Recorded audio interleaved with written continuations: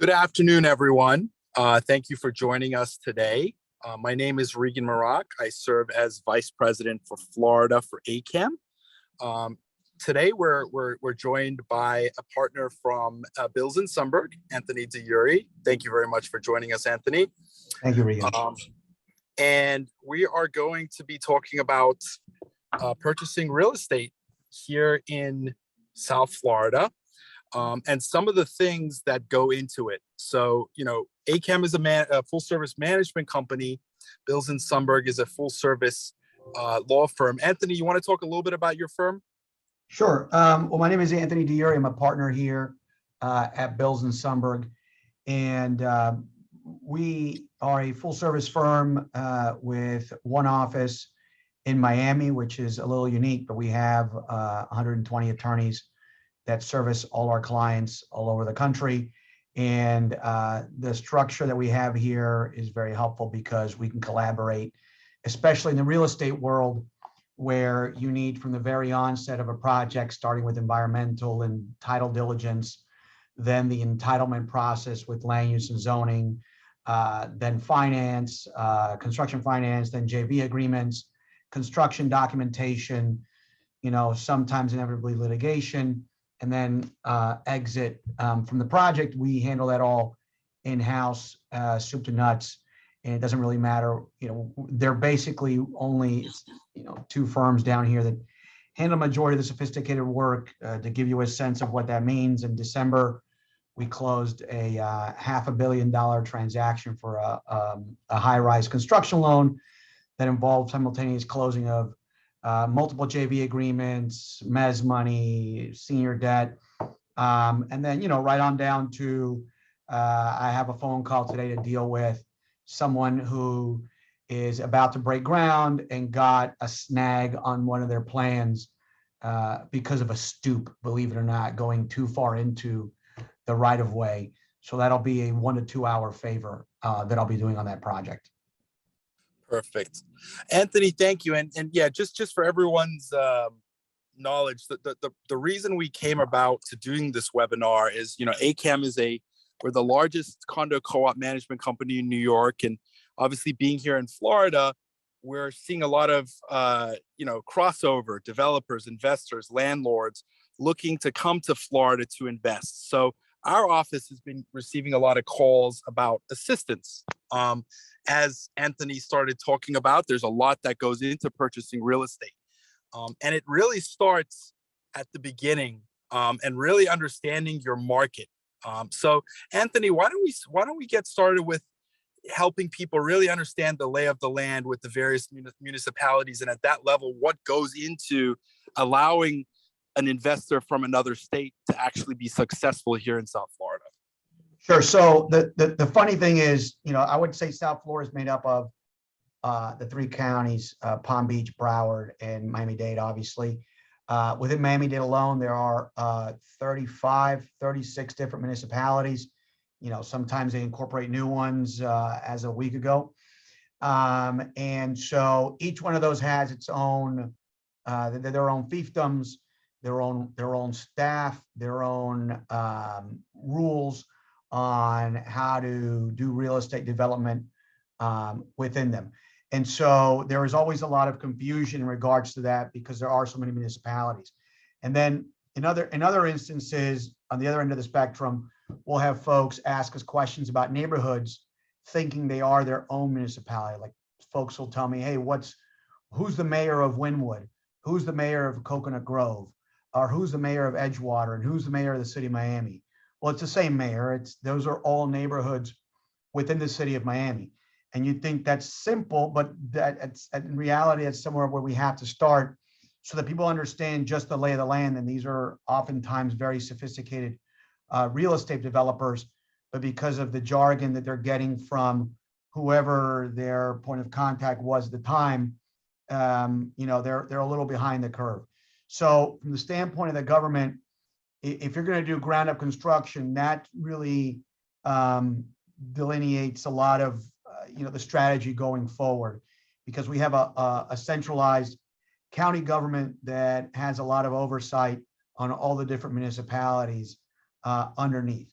Now, even if you're not doing development, those are all things that you're going to have to deal with on the diligence side, because depending on your use and depending on the condition of the property, you are going to have to deal with more than usual, beyond the typical recorded documents down here.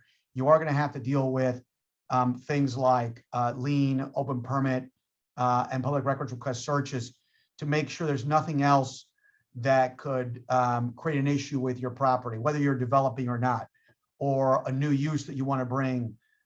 We're very heavy down here on tourism, food and beverage, hospitality. Those are all uses that take place of older uses like warehouses and redeveloping neighborhoods. So you have to understand not just the title part of it, but you have to understand the different layers of regulation that go into it, even at even at a local level. And working with someone like me, for example, I'll give you by analogy, we represent the Miami Dolphins and Stephen Ross. We also represent other large to small businesses. And when they come down to Florida, there are a lot of incentives on the economic incentives and reimbursements that we can get them. Some are at the state level and some are at the local municipal level. I have one I'm working on right now, which is a $4 million reimbursement for a 250 key hotel.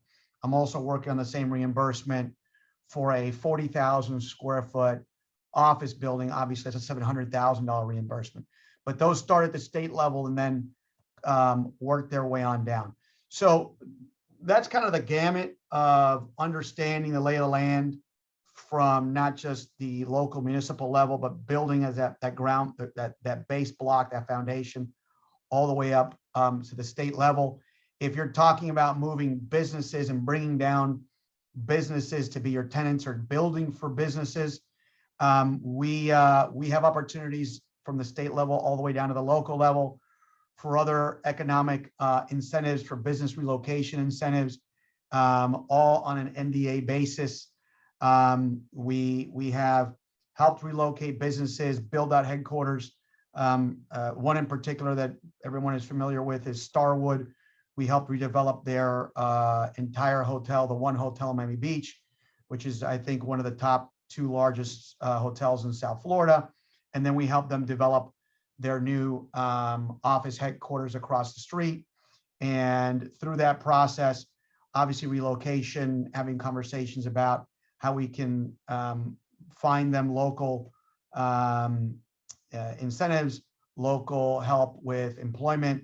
And then today I'm working on our first steel mill in South Florida, which is a 100-acre project, which is going to be a huge economic driver, but you can imagine we're having all those conversations. So Florida's open for business, but to find the opportunities to be successful, you have to find the right partners that can navigate you from the state level all the way down to the local municipalities. And it's a real pleasure as a born and raised South Floridian in Miami for me to help folks accomplish that. I went away to school. I'm a Duke grad for those that are getting ready for tournament time, but always knew I was going to come down here to Florida. And to give an example of local relationships, the current mayor of Miami, his father used to be mayor of the city of Miami. My father was vice mayor when he was mayor. And so, you know, the mayor and I have known each other since we were probably 5 or 6 years old. So it's very much a multi-generational community that is welcoming and open for business, but it helps tremendously if you bring someone in with that institutional knowledge, and hopefully I can convey some of that to you folks today. Thank you, Anthony. And you know, obviously, we've got specific questions from specific people since we've been advertising this event, and Sure. One of them is specific to what is the difference between a development sponsor and a limited partner, and how does that fit into this picture? Sure. So I think I've been blessed in my life to be able to represent both investors and developers. But I would say that the traditional way that to speak to someone from out of state we have a lot of developers that are interested in coming down here. And sometimes it's difficult to understand the lay of the land or build up the infrastructure immediately. So we'll help them partner with someone that's already boots on the ground, or an owner's rep, or a fee developer, or a full-blown sponsor who's entitling and assembling the land. And they can come in as their first entree into the market as a limited partner, or perhaps they want to set up more of a programmatic relationship on multiple projects, and they can potentially negotiate a promote on the back end. And I'll just quickly break that down. So if you're a limited partner, you're coming in as essentially an investor, and I would say that your limited partner is usually looking for something at least of a 2x multiple on their return. So the amount of money they invest over a certain period of time will be twice that they originally invested, and an internal rate of return, which is a return over time on a project of at least 20%. And usually it'll scale up between 20 and 25% for a lot of different products. And then when you get into the condominium product or mixed use or hotel, that number can get higher.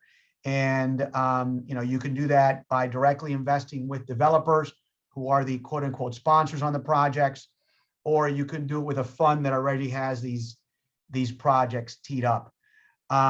If you want to become a programmatic partner, which is someone that is looking at investing in multiple different projects with the same sponsor or developer, there are opportunities for more than just passive income on the project. You might be able to participate in what we call the promote. And that is essentially a structure whereby profits are split up between the sponsor and the limited partner once certain benchmarks are hit. Typically, you can see benchmarks at 8% return, 12% return, 20% return, and above. And the higher the return, the more of a percentage goes to the sponsor.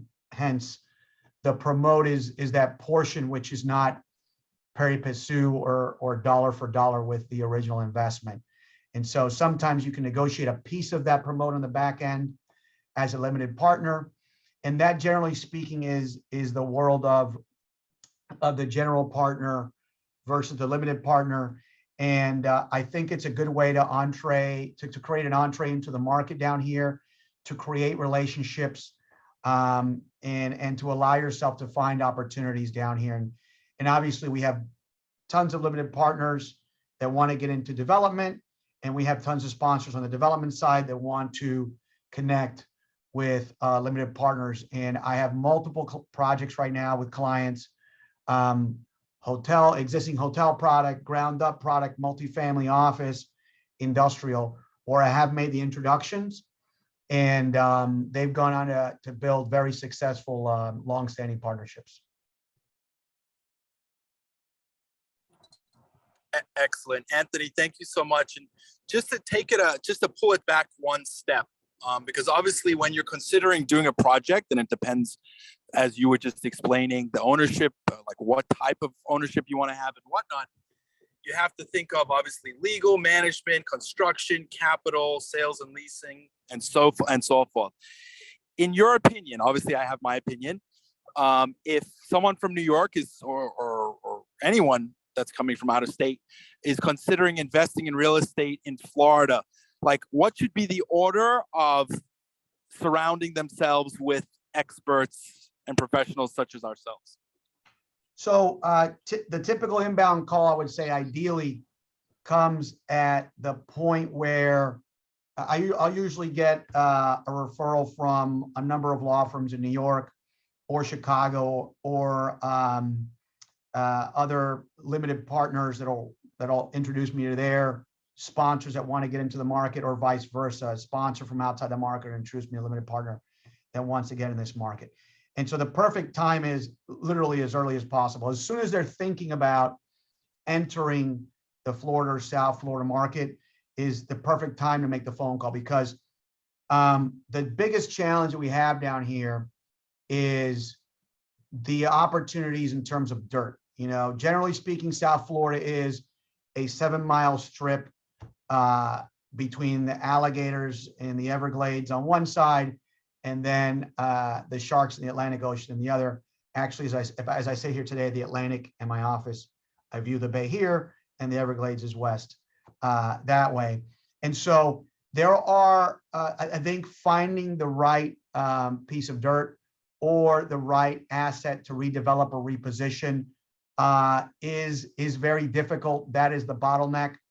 I think so. The first thing I do is introduce them, depending on what product type they want, the type of use that they're looking for, where they are in that particular market. Take multifamily, for example. If they want high-end luxury condo, there are specific areas that I will point them to, and a specific land broker or two that specializes in that area. Same thing goes for if they want more of a luxury multifamily rental product. Same thing goes if they want more of a workforce, excuse me, a workforce multifamily product. That's going to be in a completely different geographic region, different municipality. And it also talks about, we can also have conversations about what their appetites are in terms of that product. Do they want to go through a full entitlement process with public hearing, or do they just want to buy an asset and do light value add? Or do they want to do ground up redevelopment that's high density, but they want to find an opportunity where it's just an administrative process and they don't want to deal with the entitlement risk.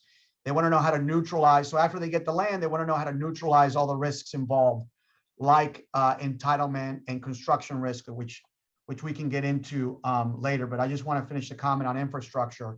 I would say the biggest challenge is finding the dirt.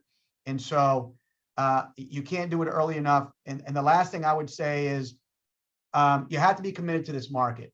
This is not a market that rewards one-off investors with a lot of efficiency. I think that the people that have been very successful here are the ones that have viewed the market in the long term and said, we're going to make a significant investment in South Florida.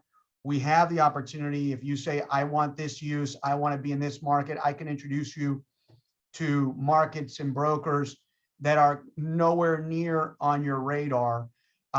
And the markets, and I can even introduce you to the market study experts that can help you find the particular areas that are going to justify the rents that you need to push and back into all the construction costs, for example, that are obviously in a state of flux.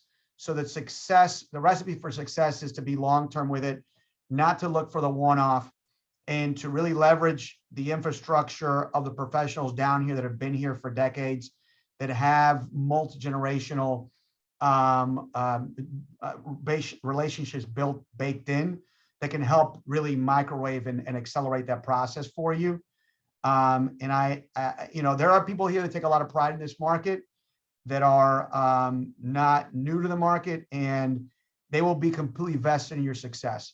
Find those people. If it's not me, if they don't speak about it passionately like this, about helping you find new markets, if they're just pulling levers and pushing buttons, then I would tell you to keep looking. Right. Thank you for that, Anthony. And something I'm curious in your opinion on this. Something we've noticed with whatever kind of developer or investor it is, from our perspective, from a management standpoint, the level of service that they're requesting is a lot higher than it used to be. And it's interesting because usually we would use the argument, well, you can't serve champagne on a beer budget. And what we're seeing, whether it be our developer clients here or in New York, is that they're willing to spend the money, but their expectations, because of the type of clientele, South American, European, the type of people that come down here, they expect a very high level of service. Is that something that you kind of hear from your clients and investors? I would say 1,000%. And the phrase that I use is some folks want Dom Perignon on a Budweiser budget. There's always somebody that can do it cheaper. I don't recommend it. And really, that's why I gravitate towards most of my clients being from out of state. I represent a lot of sophisticated developers here, but I think that the pool is not as deep as the national pool of sophisticated developers. And so there is definitely that synergy there that recognizes the value that's being provided across the board. When you are working at New York speed, is what I refer to, just because I'm usually dealing with the Scaddons, Fried Frank, Sidley Austin, and Gibson Dunns of the world, just to name a few. Paul Wise, Goodwin. I mean, I'm just looking at my emails right now. And so probably 90% of my day is spent working with firms that are out of New York or Chicago that basically only have a satellite office down here, if at all, in South Florida. And maybe I deal with one or two other firms here locally on occasion, but for the most part, I'm dealing with my New York counterparts, and those deals have to be done very quickly. Sometimes you have to pivot on these deals very quickly. I can tell you, by way of example, there was a $500 million transaction that we recently closed. In the middle of it, we had to add a $150 million refinance on a 2-week notice. And we had the bench and the sophistication to do it. It went from a $350 million loan to a $150 million loan that brought in a separate asset. And the lender was represented by, one of those firms that I just mentioned. The lender was out of New York.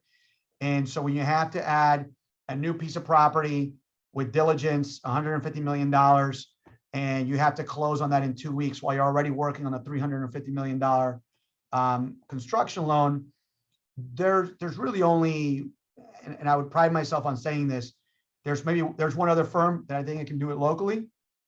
And you have to do it at New York speed. You can't do mañana. My background is Hispanic, but I say that flat out to people. My turnaround time is not mañana, not tomorrow. My turnaround time is today. My turnaround time is 24/7. And you have to have a committed group of people that believe in that philosophy. And I think that is one of the big obstacles we have in front of us right now, is client satisfaction and their need for that level of service, not just at my level, but across the board, whether it's the land broker, whether it's the larger insurance providers for these projects and insurance, even if it's a going concern.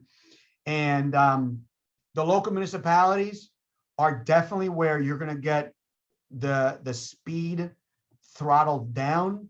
And so you have to be able to work with the partners that can navigate how to throttle that back up to make sure you hit the deadlines you need, or find paths for there are different levels of concierge and expedited review for building permits and certificates of use, and things of that nature. So yes, you need it. You have to have the New York speed of service, and then you have to be able to navigate that so you don't lose that momentum when you get into the world of the municipality, for certain. And then lastly, the full team needs to be at that level of speed. And whoever's in charge of leading the charge for you has to be able to shepherd that through and make sure that everybody has that same level of commitment to turn around. Thank you, Anthony. And kind of along those lines, and obviously we're not trying to scare anyone, but do you have any stories of developers that came down here and kind of didn't know, people don't know what they don't know, and kind of have had some bad experiences with kind of trying to go on at it alone? Yes. Sometimes I will say that I pride myself on not being on the front end of that. In other words, not being the referral that happens to. I usually get the phone call, oh, I worked with XYZ, it didn't work out. And then they come to us and we help them grow that platform for them locally. I'll tell you that, yes, folks getting in over their heads on unrealistic timeframes. I'm also gonna be on, I think honesty is crucial, and understanding what timeframes are on the development side, understanding who the right contractor is to do a project. There are great contractors, but they might not be the right fit for a high-end luxury a 10 out of 10 F&B hospitality product in Miami Beach, but they might be great for a workforce product in South Dade, Miami-Dade County.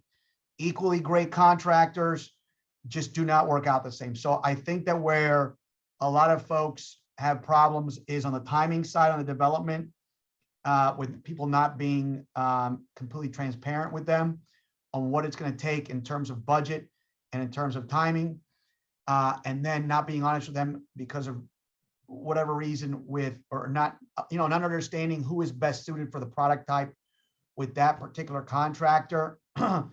Maybe they get farther on down the line and it's an insurance problem. A lot of times there are insurance problems. The way that insurance and construction works in Florida is kind of unique to the rest of the United States, and they'll get burned on the insurance side. And so they'll have, an incredibly successful product, but then they'll catch this huge snag at the back end because of having the wrong insurance product for the construction project, or the wrong contract, or delays. Time is the killer of projects. And right now, there's a huge sensitivity with time, because as time goes on, we're dealing with interest rate risk in the market, construction cost risk. We're always negotiating GMPs, but even then there is a danger in locking that up. And entitlement risk, political risk, the longer that a project takes. So, I don't want to get into specific examples, but, I can tell you office deals that have blown up, multifamily deals that have blown up. And right now, anything is kind of penciling out in South Florida, because I have deals that broke ground right now for a client of mine from Chicago. It was their first deal in Florida, and they broke ground, but they're 30% above pro forma. So that'll carry, a pro forma through a lot of issues. Construction costs might be, 3, 4, 5, 6% higher, but those rental rates will help you get there. And so I think that, yes, and the less you're committed to South Florida, the higher the likelihood of the failure. So, be committed long-term, be patient. I would say measure twice before you cut. Measure 3 or 4 times before you cut. And once you feel confident that you have the right partners, don't hesitate to move forward. Perfect. Anthony, we're just rounding on 1:30. There was a question about what you thought was hot, but I think you answered it in the multifamily and commercial sectors of the real estate.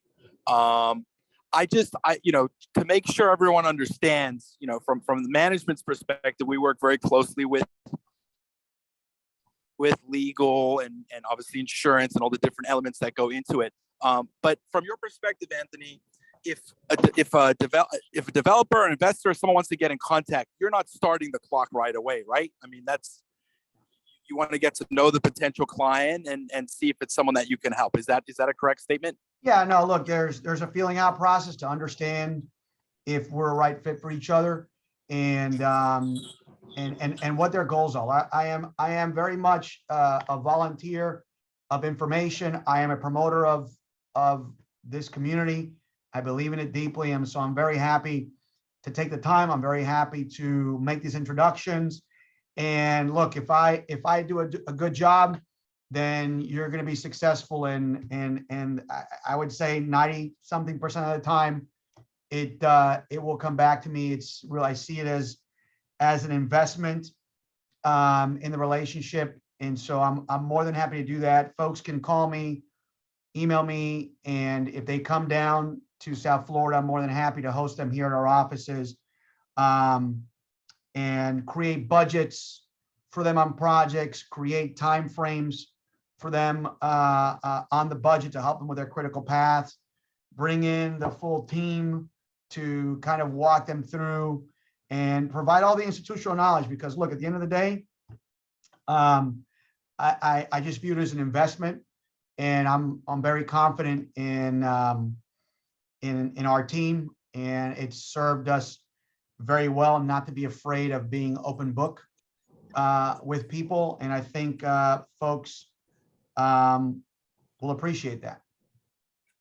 Absolutely. And Jenna from our team just put up the slide. If you want to reach Anthony, his email is Yurre@bilzin.com.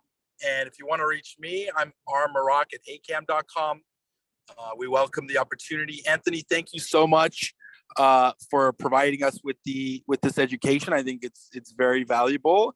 And we appreciate that you spent these last 30 minutes with us. No problem. And look, right now in South Florida, it's hard for me to tell you definitively one product type over the other.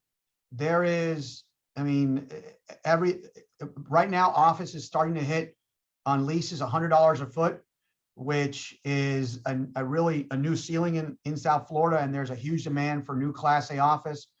Multifamily, everybody knows our rents have increased tremendously. Industrial is always been hot in this sector down here. Hospitality, we withstood all the COVID storm. You know, our RevPAR is, I think, the highest in the country by a significant amount. And don't forget, we don't have any state income tax. So that always helps, doesn't it? It most certainly does. Perfect. Well, with that, thank you everyone for joining today. This has been recorded. We'll be providing it. So if anyone wants to listen to it again to gather information from Anthony, you'll be able to do so. So again, thank you so much and enjoy the rest of your day. Thank you all for your time. Have a great evening, afternoon, excuse me.